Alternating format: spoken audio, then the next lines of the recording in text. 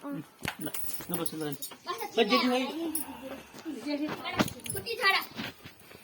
अघि त यसो नि बिर्सेछ के बिर्सेछ के ल यता त नलाग्ने मलाई भगवानले यो 2078 सालको दसैँ लुगा राख्नु पर्ने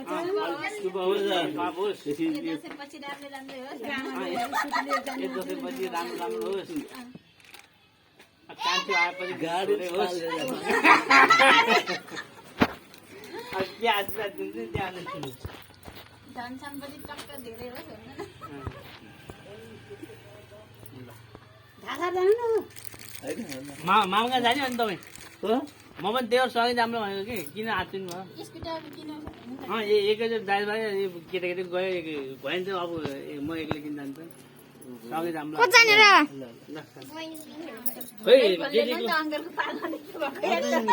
आजु मामी हजुर केला छ हुन्छ नि पैसा दिएर उ हुने